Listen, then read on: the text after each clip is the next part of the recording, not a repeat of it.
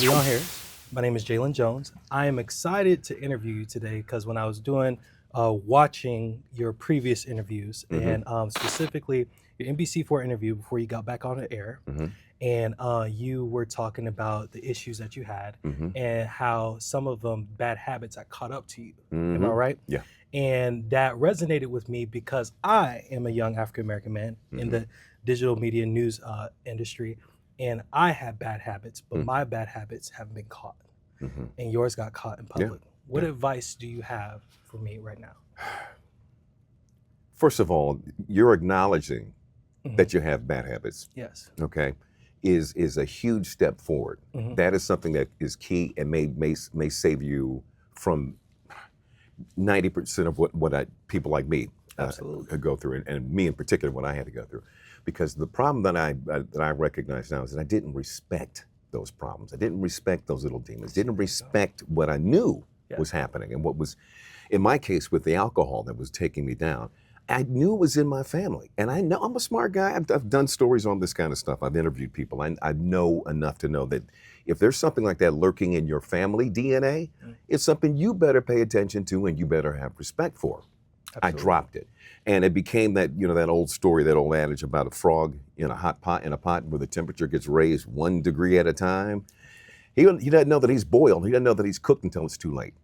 And that's what happened with me by not respecting the fact that I knew that I had these things and I had to address. I should have addressed them and I should have dealt with them. So I encourage you to be a man. Okay, understand what you can and talk to somebody. Talk to somebody. It's not a problem. It's not a weakness to talk to somebody about anything that may be bothering you or something that you think even has a chance of tripping you up down the road. And I hope to God that you've got good friends who would be honest with you and tell you.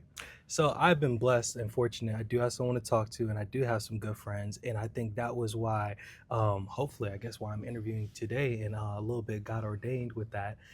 So I'm really happy to be here. I also am more happy, more impressed with management allowing you to tell your story, come back on there, and the stories that you've done to be able to talk about having a second chance. Why did you get a second chance? Because I was working for good managers.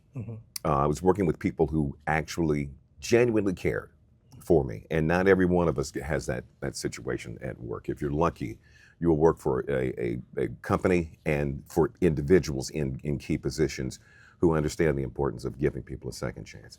One, they knew that it was what I needed, and by giving me a chance and making it clear to me that there was a lot riding on my survival and my success going forward, that would make me work harder at it. That would make me appreciate getting a second chance and actually embracing it and doing what it takes, doing all the extra work in order to make that work, that gamble work. On the other hand, as well, on the outside looking in, it told the rest of the team, we're a family. We look out for each other. And if we're giving him a second chance, you give him a second chance, and we will do the same thing for you if we find you in that same position. That's our ethic. That's our ethos. That's what we're about. That's what we stand for. And that brings the team together. That brings everybody on the same page, and it makes everybody root for each other. And your team wins. Your station wins when people work that well, that way and that well together. It makes a difference. Wow.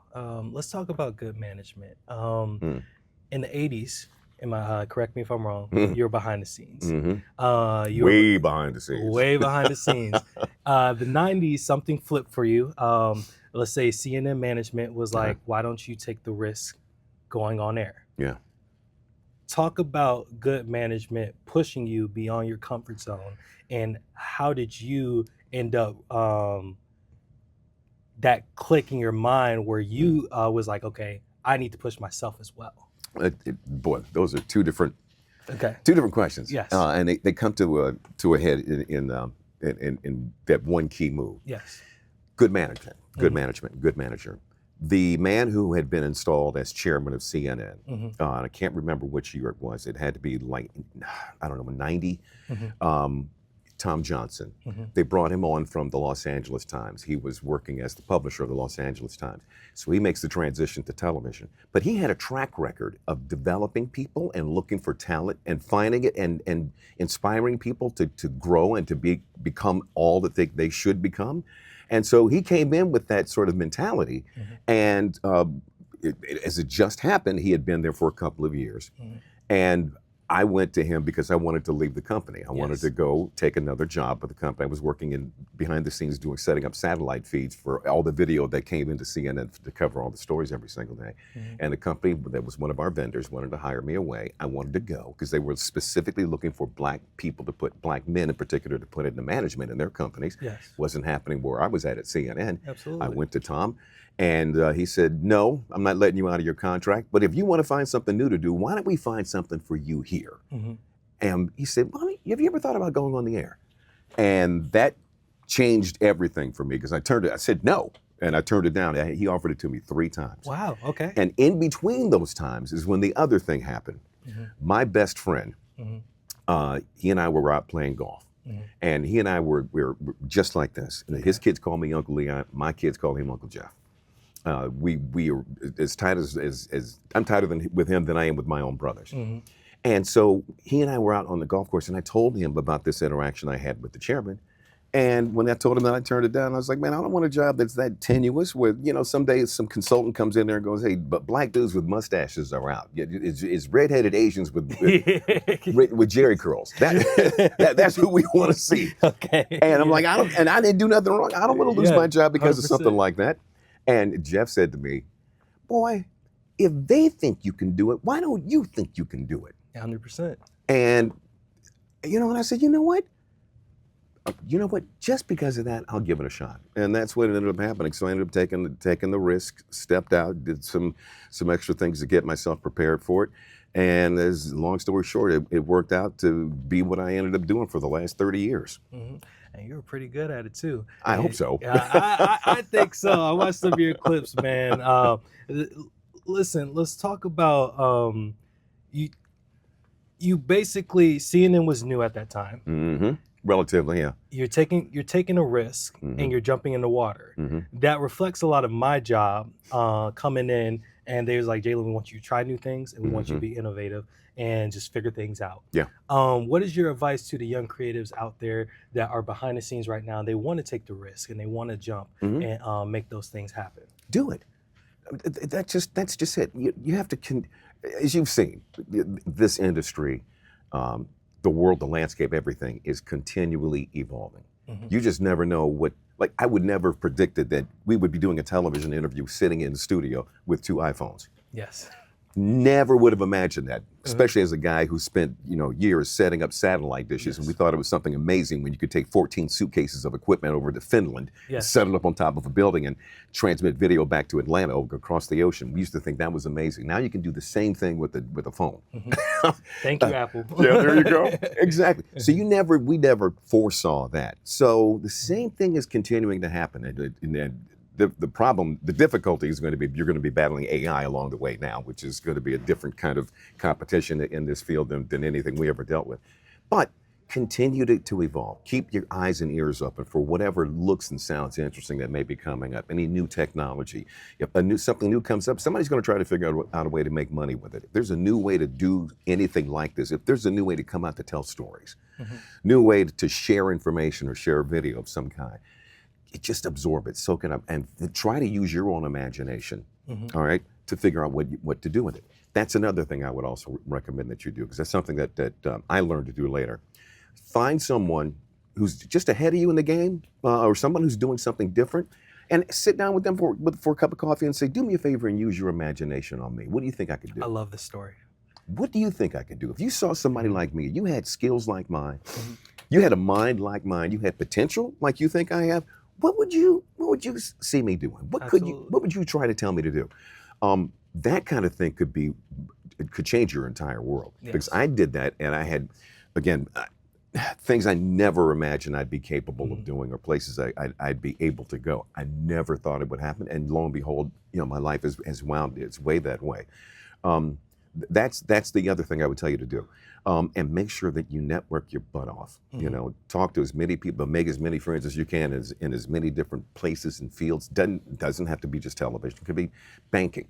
You never know what's happening behind the scenes. I've got friends of mine who left newsrooms and are now working for other kinds of companies, insurance companies, legal firms. Yes. And their skills that they picked up working here in television, and especially working in a newsroom, translates out there in the real world in ways you can't even imagine. One of the things that everybody finds out is that you know how to work on a deadline. Yes. Yes. Other companies, they ask you to do something and they think you can get it done in a week. You look at it and go, I can do that in 10 minutes. I can get that done before lunchtime. What are you talking about? That's what we did. We live by the clock in this business. That's a skill that someone else using their imagination on you would say, you know what, if you work for us, you work for our communications department, or you work for our internal broadcast. We have an internal broadcast network that is connected to all 50 of our affiliates across the country and across the globe. You could find a way to get into a niche like that in a multi-million-dollar company that would open up doors and avenues for you that you can't even see right now. But let somebody else use their imagination on you, and you could be there. I'm letting that soak in. Because I heard this story before, but hearing it again, it just really resonates. And I got some friends that I'm going to talk to. And I think also I wanted to layer this conversation. We're talking about deadlines. You had to be creative all the time. Show up on time. You have to be flexible. You've done breaking news. But also in the background, you were battling a disease, and also for myself, battling depression, anxiety, and those things. And you become high functioning, and you almost like a mask. Am I saying that right? And for me, and I'll talk personally for me, being a mask, putting on the mask at work, making sure no one can know what's going on in the background. But yeah, talk about that. I want you to take a different look at that. Flip me around. Okay. The thing about those of us who worked behind the curtain that we put in front of, or a mask that we wore every single day, the one thing that you need to celebrate about yourself is that you can do that and other people can't. Okay? That's a skill that you can take, and that's an ability to survive and to produce, and at a high level, that somebody else out there would pay you a fortune to be able to do for them. If you can function, you could be the best employee that any company has ever had. It's one of the things that I've talked about with a bunch of people in the AA community is how we were so good at covering things up. We were so good at MacGyvering our way through things. We were. It was like if you were able, if a newscast may be about to crash, or a company project is falling apart or is stalled, they just need somebody who knows how to think around things. Yes. That's what we do. We are big problem solvers. We solve problems every single day. And there are people out there, are companies out there that need people like that. There were people, big and small, who need people who can do that. So instead of looking at it as something that you're struggling with, or it's a problem that's holding you back, you got to understand that's a superpower you got. Don't hold yourself back. Again, we're not holding you back. Don't you hold yourself back. Understand that your ability to function and the will to want to do it is a power. Absolutely. That's a power. Absolutely. And so you tap into that. You find ways to let off the anxiety or the steam or the anger or the fear or whatever from time to time, whether it's through conversations with somebody, whether it's a friend or a professional. Yes. And even in my case, medications. And then I'm happy to say I'm taking them because they're doing exactly what I want them to do. But as they do their job, I'm still doing my job of being Mr. MacGyver and figuring my way through all these things. I'm now trying to start my own company. I don't have a single entrepreneurial gene. A bit of DNA, code, nothing in my brain or my body to do that. But I used to figure stuff out to try to look. If I had to figure out a way to get out of here so I can go get a drink real quick, I would find a way to do that. You know what? So, so I'm like, okay, dude, if you could do that for that, do it for this. Do it for yourself. And I'm finding out how to start how to build a web page. I'm now learning about trying to get get a presence on social media and the different platforms and how each of them are different and what you need to do from each of those, and getting content and the process while I'm doing all that, I'm writing a book as well. And so that hopefully when I get to the end of this road that I'm on, or the end of this segment of this race that I'm on right now, I'll have a website up, and I'll have a book, and I'll have a really business. good foundation. I'll have exactly. And that will be the next platform that I'll use to go to the next level. But again, I use all these different tricks and these skills and being able to fool people and fool myself through so much in the past. And I'm like, hey, use that power for good. And that's what I'm doing now. I'm solving problems, but these happen to be my own. But you could do it for yourself, and you can do it for somebody else and get paid to do it. Absolutely. But you have to understand that what you got is a superpower. You just got to find a way to find the right, the right encouragement, the right help, and just believe in yourself, man. We got a few more minutes, and you have 2 points I wanted to pick up on. One, the stigma of medication. I've struggled with the medication in that, and especially African American community. Absolutely. How we feel. We're about our own medication. worst enemy with that. We are. And then second of all, having that standard. If I want to drink, I'm going to get it. Then you come into work, someone asks you to do something you really don't want to do, or you got to do it. It's like that same standard. Now I got to build my business in that same standard. Let's talk about the medication, then we'll answer that second question about it as well. Okay. All right. The medication is a tool. Yes. And again, I'm trying to solve problems. Yes. And someone gives me a tool, I'd be stupid not to take it and use it. 100%. Yes. Huh? You're right. 100%. Look, you know you got a flat tire. Yeah. And you know that either has to be inflated, repaired, or replaced. So it's not going to happen by itself. You know what's crazy? I'll take my allergy medication. Yesterday, we're at an animal shelter. I'm allergic to dogs. When I got home, got to take my allergy medication. You look at mental health medication, you're like, I don't want to do that. Like, okay, what am I doing here? And it's the same thing. It's the same thing. It's like if you just realize that, one, in the end, you want to be better. Yes. How do you get there?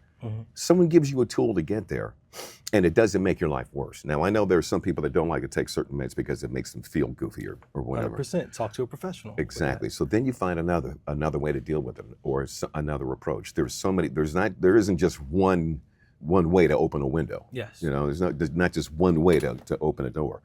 And again, it's how much do you want it? It's another one of them problems. If I wanted that drink that bad, and I would do whatever it took to get it, I'd run 800 meters around 2 buildings and get through a back door to get it, and then get back to the set before anybody noticed. Would I be willing to do that? Yes, I would back then. Well, if that's the case, then you should be willing to wake up in the morning, take 2 pills, and as long as they don't make you sick, or they don't make your life or day worse, then what's the problem? That's one of the things I think that it's a stigma, and it's not a joke. It's something that is true to our community. Black folks sometimes have a problem with either dealing with or admitting there is a psychological or mental problem that needs to be addressed, and then doing what it takes to get it fixed, seeing a doctor or taking a medication of some kind. Not me. I'm like, you know what? I am now reaching a point where I want the next 25 years of my life to be better than the last 25 were. 100%. And the only way that's going to happen is if I do the work and if I use the tools. So that's how that's my view of it, and that's how I approach it. And I encourage anybody else out there to look at it that same way. If you want the next few years to be better than the last 5 or however many you've been dealing with wearing that mask, if you don't want to do that anymore, use the tools. Thank you so much. It's pretty simple. It's pretty simple. And I wish you all the luck in the world, bro. And it's the thing is, the help is there. And if you've done it right, the help is closer than you think. Yes. It's right here. It may be the dude your boy that you were talking to in the car on the way to work today, or the one you were hanging out having a beer with last night. That help is around you. Just believe in it and tap into it and trust it. 100%. And you do the same thing for somebody else. Okay. To get a good friend, you got to be a good friend. Right? There's a generation thing where everybody is so they have a main character syndrome right now, and people don't realize you can't be the main character all the time, and you gotta drop that mask and be there for other people as well. So yeah, that's something my generation is dealing with. So thank you for that. One of the reasons why You asked about why the station gave me a second chance. Yes. It's because they saw it was worth the investment, and they saw me being that kind of person for everybody else on their team. My boy Jeff, he encouraged me because I encouraged him. And both of our lives have just blossomed since that day on the golf course at Cambler Park back in 1991. But again, it's because you want that kind of help, you want that kind of support. Yes. It attracts those kind of people attract each other. So to get one, you got to be one. I could talk to you for hours, man. Anything that I missed? Is there a question that no one has asked you yet? Oh my God. That's loaded. Do you want to do part 2? Wait for part 2. Oh, wait for part 2. Thank you so much for your time. You got it, Jalen. Oh, man. All right, my man. Oh, man. You know what? Bring it in.